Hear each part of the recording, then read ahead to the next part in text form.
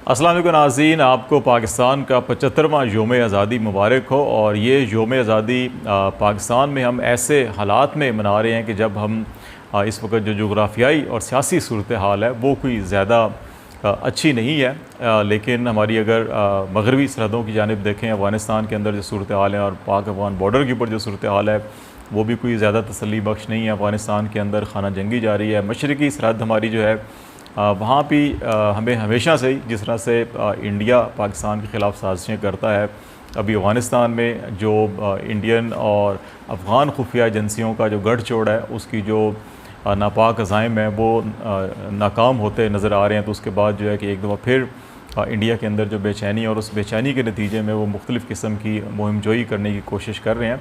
तो ऐसे चैलेंजेस के अंदर जहाँ एक तरफ हमारी सरहदों के पार जो है वो दुश्मन मुख्तलिफ़ अज़ाइम जो है वो रखता है, इसी तरह पाकिस्तान के अंदर भी पाकिस्तान की माशी सूरत हाल के हवाले से और सियासी सूरत हाल के हवाले से भी बेपनाह बातें की जाती हैं। उसमें अच्छी बातें भी हैं, मनफी बातें भी हैं, बाज़ तनकीद के पहलू जो हैं वो मुस्बत भी हैं इस हवाले से कि पाकिस्तान को बेहतरी की तरफ बढ़ने के लिए हमें अपनी कुछ कमज़ोरियों का जो है जायज़ा लेना होगा। अगर हम अपनी कमज़ोरियों को समझते होंगे, ठीक करेंगे तो ही आगे बढ़ेंगे। लेकिन कुछ हल्के ऐसे भी हैं जो पाकिस्तान की हर अच्छी बात को भी बुरा करके पेश करते हैं और पाकिस्तान के बारे में कोई ऐसा मौका हाथ से नहीं जाने देते जिसमें वो पाकिस्तान के लिए बदखोही ना करें या ऐसे अल्फाज इस्तेमाल ना करें जो मायूसी फैलाते हों या बेचैनी फैलाते हों या मनफी तासुर देते हों।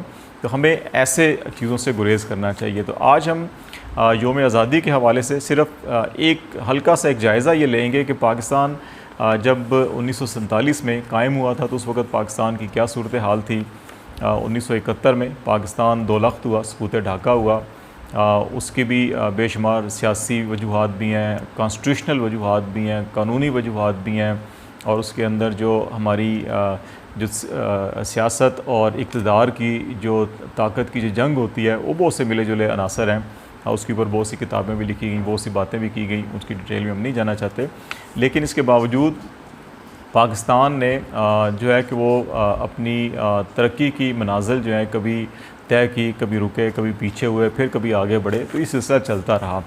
लेकिन इसके बावजूद ऐसी सूरत हाल हरगिज़ नहीं है जैसी कि पाकिस्तान मुखालिफ अनासर पाकिस्तान से बाहर बैठे हुए या पाकिस्तान के अंदर बैठे हुए जो पाकिस्तान के बारे में ये तासुर देते हैं कि पाकिस्तान शायद कोई नाकाम रियासत है या कोई इंतहा पसंद या दहशतगर्द रियासत है या कोई रोग रियासत है। इस किस्म की बातें सरेआम या ज़बान ज़देआम की जाती हैं।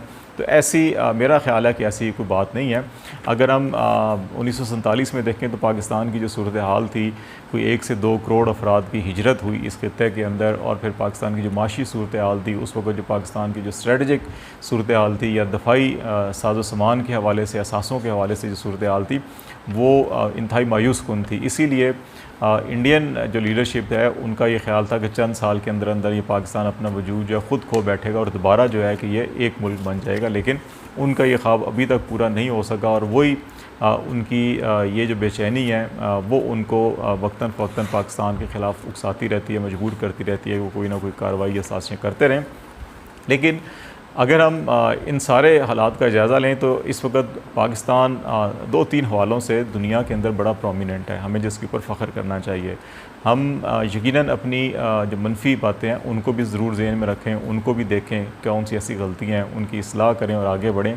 लेकिन सिर्फ़ गलतियों के ऊपर नज़र रखना और एक गलती हो और उसको 100 गलतियाँ बनाकर पेश करना और फिर उसके ऊपर जो है कि वो शोर मचाते रहना, ये हल नहीं होता। बल्कि हमें गलतियों से सबक सीख कर फिर जो हमारी मुस्बत पहलू हैं, जो हमारी ताकत के पहलू हैं, उनको ज़्यादा फ़रोग़ देना, उनको तक़वियत देना, उनको ज़्यादा मजबूत बनाना, उनको ज़्यादा मरबूत बनाना और फिर उस तरह से आगे बढ़ना जो है, यही जो ज़िंदा कौमें होती हैं, जो आज़ाद कौमें होती हैं, उनका शेवा होता है। तो हमें इस तरह से जायज़ा लेना होगा।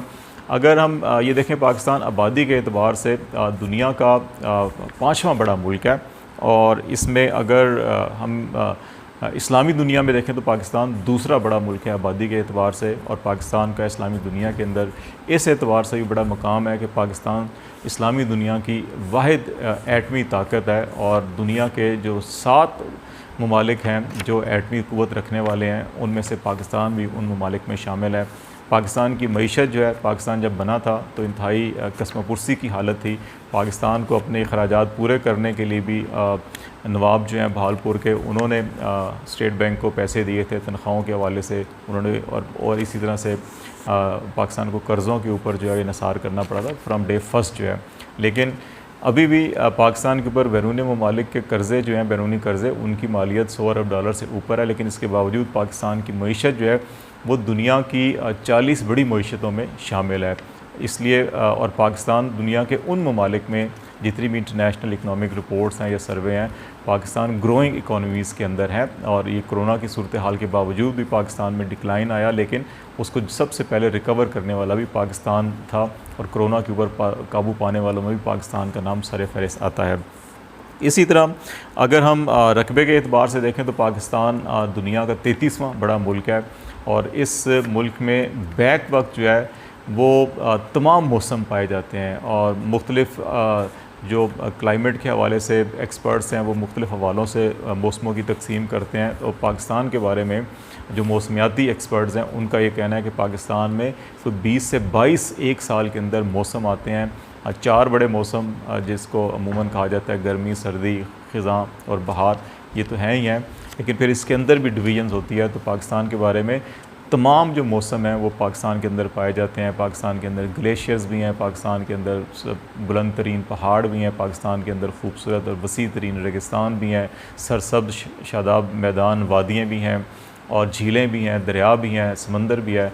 तो पाकिस्तान जो है कि ज़राअत के हवाले से, एग्रीकल्चर के हवाले से, और फिर टूरिज़म के हवाले से भी, जो वर्ल्ड इकनॉमिक फ़ोरम की रिपोर्ट है और जो टूरिज़म इंटरनेशनल इंडस्ट्री है उनके जो सर्वेज़ और रिपोर्ट्स हैं उनके मुताबिक जो बेस्ट डेस्टिनेशंस हैं उनमें पाकिस्तान को भी गिना गया, बावजूद इसके कि पिछली 1-2 दिहाइयों के अंदर पाकिस्तान में दहशतगर्दी के बेशुमार वाक़यात हुए।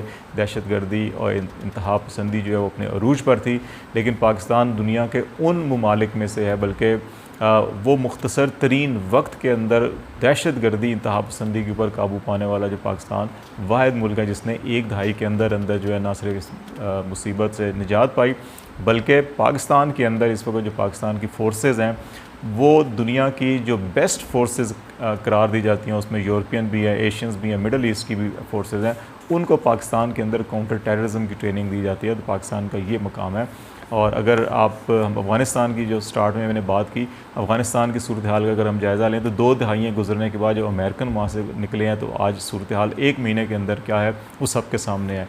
सोवियत यूनियन यहाँ पर आया, उसके जाने के बाद क्या सूरत हाल है वो भी सबके सामने है। लेकिन पाकिस्तान एक ऐसा मुल्क है जिसके अंदर सियासी उतार चढ़ाव भी आया, जिसके अंदर दहशतगर्दी, इंतहा पसंदी की भी लहर आई, लेकिन पाकिस्तान ने, पाकिस्तान की सियासी क़यादत ने, पाकिस्तान की अवाम ने, पाकिस्तान की अस्करी क़यादत ने मिलकर उसका मुकाबला किया और इंतहाई मुख्तसर तरीन वक्त के अंदर इसको काबू पा लिया। पाकिस्तान के बारे में बाज़ अनासर मुल्क में भी इंटरनेशनल सतह के ऊपर ये प्रोपेगेंडा करते हैं जी कि पाकिस्तान एक इंतहा पसंद या दहशतगर्द या रोग स्टेट है, ये अमूमन बातें की जाती हैं, या नाकाम रियासत है।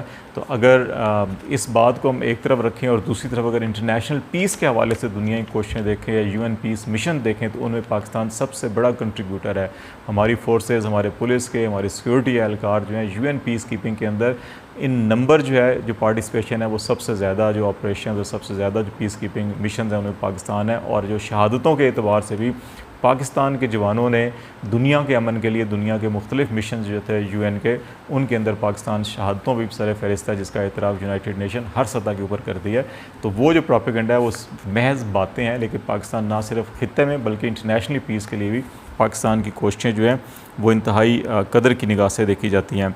इसी तरह फिर अगर हम देखें पाकिस्तान के अंदर सिविल राइट्स की बात की जाती है, जमहूरियत की बात की जाती है। नो डाउट कि पाकिस्तान के अंदर जो निसफ टर्म्स हैं, पहले अयूब खान, फिर जनरल ज़िया-उल हक और फिर जनरल परवेज़ मुशर्रफ का जो 10-10 साल के टेन्योर गुजरे, लेकिन इसके बावजूद जो पाकिस्तान के अंदर सियासी तहरीकें हैं, सिविल राइट्स की मूवमेंट्स हैं, वो बड़ी मुनज़्ज़म और उन्होंने हमेशा बड़ा अहम किरदार अदा किया। जनरल अयूब जो हैं वो भी एक सिविल राइट्स की मूवमेंट के नतीजे में इक़्तिदार से अलग हुए। जनरल मुशर्रफ को भी एक सिविल राइट्स मूवमेंट के नतीजे में जो है इक़्तिदार से अलग होना पड़ा। और फिर अदलिया की बहाली के हवाले से, चीफ़ जस्टिस ऑफ पाकिस्तान की बहाली के हवाले से भी जो सिविल सोसाइटी की और सिविल राइट्स की मूवमेंट थी, वकला की मूवमेंट थी, उसने जो है कि मजबूर किया आमरीत को कि वो जजों को जो है वो बहाल करें जिन्होंने उनको बरतरफ कर दिया था। तो ये सिविल राइट्स की मूवमेंट इस किस्म की दुनिया के अंदर जो कम देखी जाती हैं, पाकिस्तान के अंदर जो सिविल राइट्स के हवाले से शऊर है वो भी ज़्यादा है और सबसे अहम बात है।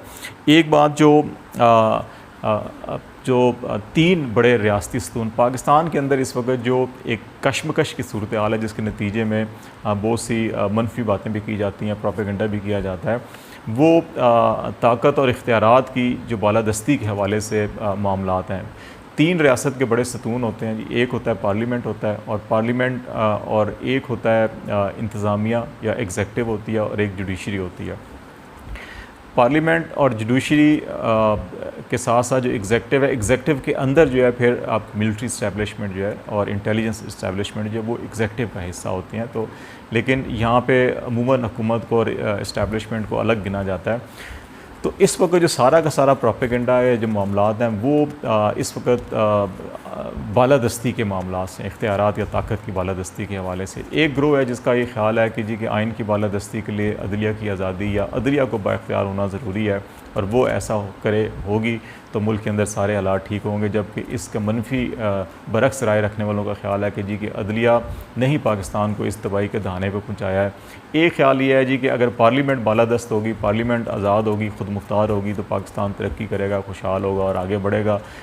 दूसरी ख्याल ये है जी कि पार्लियामेंट से वाबस्ता ही जो सियासतदान हैं उन्होंने इतनी बदनवानी, करप्शन और नाअहली का मुजाहरा किया कि पाकिस्तान आज इस तमाम तर वसाइल, तमाम तर जिन चीज़ों का मैंने ज़िक्र किया उसके अफरादी क़ुव्वत और तमाम मौसम, तमाम कुदरती वसाइल होने के बावजूद पाकिस्तान तरक्की नहीं कर सका। उसकी वजह नाअहल सियासी इक़्तिदार पर जो मुसल्लत करप्ट हुक्मरान थे वो थे। एक राय ये है, और एक राय ये है, कुछ लोगों का ख्याल है जी कि अगर इस्टेब्लिशमेंट जो है कि वो ताकतवर होगी तो वो मुल्क का दिफा पाकिस्तान की एक सिक्योरिटी स्टेट है, इसके चारों तरफ मुख्तलिफ दुश्मन है, जैसे मैंने अफ़गानिस्तान और इंडिया का भी हवाला दिया और अंदर से दहशतगर्दी का हवाला भी बनता है। तो इस सूरत हाल के अंदर उनका ख्याल है जी कि अगर पाकिस्तान की सिक्योरिटी इस्टेब्लिशमेंट जो है, ये मिलिट्री इस्टेब्लिशमेंट मजबूत होगी तो पाकिस्तान का दिफा मजबूत होगा और पाकिस्तान आगे बढ़ सकेगा। जबकि एक दूसरी राय ये है कि नहीं, पाकिस्तान की मिलिट्री इस्टेब्लिशमेंट या इंटेलिजेंस इस्टेब्लिशमेंट या सिक्योरिटी इस्टेब्लिशमेंट नहीं, 70 साल से पाकिस्तान को आगे नहीं बढ़ने दिया और इसको एक सिक्योरिटी रिस्क स्टेट बनाया रेदर दैन कि इसको एक सोशल वेलफेयर स्टेट की तरफ आगे बढ़ना चाहिए था। तो ये दो मुतज़ाद आरा तीनों हवालों से जो है कि एग्जेक्टिव इस्टेब्लिशमेंट और पार्लियामेंट और जुडिशरी के हवाले से पाई जाती हैं। इसी मुतज़ाद आरा के अंदर जो है कि इतनी शिद्दत पाई जाती है कि हर फ़र्द, हर ग्रोह जो है कि जिस मौक़िफ़ के ऊपर है वो कहता है हम दुरुस्त हैं, बाकी सब फ्रॉड है या गलत है, जिसकी वजह से कुछ जगहों के ऊपर हमें जो है कि कशीदगी की सूरत हाल नज़र आती है। लेकिन सच्ची बात यह है कि देखें, इन तीनों का मजबूत होना, एग्जेक्टिव का भी, इस्टेब्लिशमेंट, सिक्योरिटी इस्टेब्लिशमेंट का भी, अदलिया का भी और पार्लियामेंट का, अगर ये मजबूत होंगे तो रियासत मजबूत होगी। हमें ये ज़रूरत है समझने की और समझाने की कि अगर पार्लियामेंट फ़ाल होगा, पार्लियामेंट की कारकर्दगी अच्छी होगी, पार्लियामेंट बेहतर कानून साजी करेगा, पार्लियामेंट बेहतर जो है कि आइन साजी करेगा, पार्लियामेंट बेहतर जो है कि रहनुमाई फ़राहम करेगी, उसकी पार्लिमानी कमेटियाँ पार्लियामेंटेरियंस को और हुकूमत को कानून साजी और आइन साजी और पॉलिसी साजी के ज़रिए से, तो ये पार्लियामेंट फ़ाल होगा। तो ये अक्कासी करेगा कि यहाँ के अवाम मजबूत हैं, अवाम खुशहाल हैं और अवाम की राय या अवाम जो है वो सबसे ज़्यादा ताकत रखने वाले हैं। क्योंकि जमहूरियत के अंदर अवाम ही असल ताकत होती है, जमहूरियत अवाम से होती है, अवाम के लिए होती है और अवाम की नुमाइंदगी होती है उसके अंदर। ये नहीं होता कि सिर्फ हुकूमत मजबूत हो या चंद वज़रा या एक वज़ीर आज़म मजबूत और उसकी अपनी सियासी जमात के अंदर जमहूरियत ना हो। तो पार्लियामेंट मजबूत फ़ाल होगा तो इससे जो है कि ये तस्वर किया जाता है दुनिया भर के अंदर कि ये अवाम और ये मुल्क जो है ये मजबूत और फ़ाल है। अगर अदलिया आज़ाद, गैर जानबदार और मजबूत होगी तो इससे आपकी अवाम की खुशहाली और ये तासुर मिलेगा कि जहाँ चर्चिल ने जैसे कहा था ना कि अगर जज अदलिया जो इंसाफ फराम कर रही है तो हमें किसी से डरने की ज़रूरत नहीं है, हम हर जंग जीत जाएंगे। तो वो उसी वक्त सूरत में होगा जब अदलिया कानून और आइन के ऊपर अमल दरामद बिल्कुल फेयर होके और बिला इम्तियाज़ और बिला तफरीक अगर करेगी और अदलिया आज़ाद होगी, किसी दबाव के नीचे नहीं होगी और मजबूत होगी और फ़ाल होगी, तो फिर इससे अवाम मजबूत और मुल्क मजबूत फ़ाल होगा और तरक्की करेगा। इसी तरह से एग्जेक्टिव और एग्जेक्टिव के अंदर जो इस्टेब्लिशमेंट, सिक्योरिटी इस्टेब्लिशमेंट है, अगर ये फ़ाल होंगे, मजबूत होंगे, ताकतवर होंगे तो मुल्क का जो इंतज़ाम है, मुल्क की जो हुकूमत की गवर्नेंस है वो ज़्यादा बेहतर होगी। और अगर दिफा और हमारी सिक्योरिटी इस्टेब्लिशमेंट मजबूत होगी तो इससे मुल्क की दिफा और ताकत जो है उतनी ज़्यादा मजबूत होगी। आज हमारे पड़ोस के अंदर 20 साल में $1 ट्रिलियन की इन्वेस्टमेंट, असला, हर चीज़ होने के बावजूद जिस फ़ौज को तरबियत दी गई, वो एक महीना भी चंद हज़ार जो अफ़गान तालिबान का जत्था है वो उसका मुकाबला नहीं कर सके। और हमारी अफवाज जो हैं कि उन्होंने दुनिया के अंदर इंतहा, इस दुनिया की तमाम जो इंटेलिजेंस एजेंसीज थी जो पाकिस्तान की मुखालिफ थी, उन्होंने यहाँ पे प्रॉक्सी वार की और पाकिस्तान के अंदर एक बहुत खौफनाक जंग करने की कोशिश की। पाकिस्तान की आवाम को रियासती इदारों से आपस में लड़ाने की कोशिश की, लेकिन बहुत मुख्तसर वक्त में पाकिस्तान की सिक्योरिटी फोर्सेज ने, लॉ इन्फोर्समेंट एजेंसी से, पाकिस्तान की पोलिटिकल लीडरशिप ने, पाकिस्तान की आवाम ने मिलकर उनको नाकाम बनाया। इसकी कहीं और मिसाल नहीं मिलती। तो ये अगर ताकतवर होंगे, मजबूत होंगे, तो पाकिस्तान का दिफा मजबूत होगा। इस चीज़ को समझने की ज़रूरत है, और अगर हम इस चीज़ को समझ गए तो फिर तो हम आगे बढ़ सकेंगे। अगर हम इस चीज़ को ना समझे, हम सिर्फ या तो पार्लियामेंट या सियासतदानों की हमायत करते रहे और बाकी सबको गाली देते रहे, हम सिर्फ अदलिया की हमायत करते रहे और बाकियों को गाली देते रहे, या हम फ़ौज की हमायत करते रहे और बाकियों को बुरा भला कहते रहे, तो इससे जो है कि सिवाय इंतशार और अनारकी के कुछ भी नहीं होगा। हमें इससे इस्लाह करनी होगी। एक और बात, जो आखिरी बात मैं करना चाहूँगा, कि हमें पाकिस्तान की और आज़ादी की कदर करनी चाहिए। जो लोग आज़ादी के ऊपर तमस्खर उड़ाते हैं या जुमले कसते हैं कि पाकिस्तान में कौन सी आज़ादी है, किसकी आज़ादी है, बहुत बदकिस्मत बात है कि इस मुल्क के वो अफराद जो 3-3 बार वज़ीर-ए-आज़म रहे, जिनके आबाओ अजदाद इंडिया के अंदर किसी बाज़ार हुस्न के बाहर फूल बेचा करते थे, अगर ये पाकिस्तान ना होता, पाकिस्तान की आज़ादी ना होती, ये पाकिस्तान के ये अवाम ना होते, तो ये शायद पाकिस्तान के वज़ीर-ए-आज़म भी न बन सकते। ये भी आज कहीं इंडिया के उस गांव के अंदर ये कोई या तो टीन डब्बे बना रहे होते या किसी बाज़ार हुस्न के बाहर फूल बेच रहे होते। आज वो बैठ के ये कहते हैं जी पाकिस्तान में कौन सी आज़ादी है, या क्या आज़ादी है, और कैसी आज़ादी है और कैसी आज़ादी नहीं है।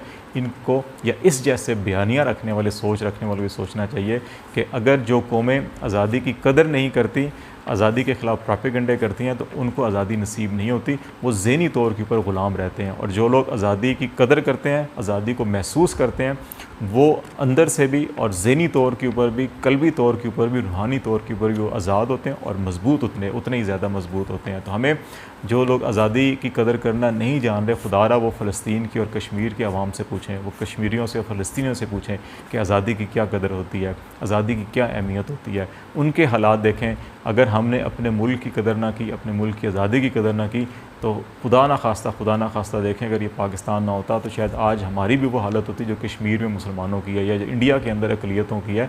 तो हम भी अक़लियत की तरह के ऊपर होते और हमारे साथ भी शायद वही मुज़ालिम हो रहे होते, या फ़लस्तीन के अंदर जिस तरह से मुसलमानों के साथ हो रहा है।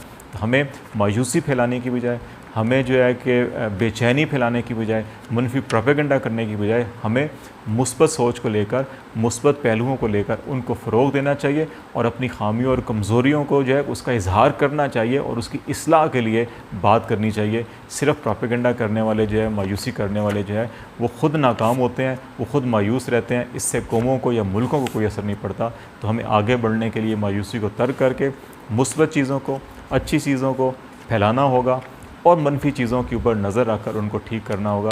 यही हमारी तरक्की और यही हमारी आज़ादी के लिए जो है कि इसको पुख्ता और यकीनी बनाने की ज़ामन होगी। इसलिए एक बार फिर हमें पाकिस्तान की यौम आज़ादी के ऊपर आप सबको मुबारकबाद, और अपनी आज़ादी की कदर कीजिए और पाकिस्तान की कदर कीजिए।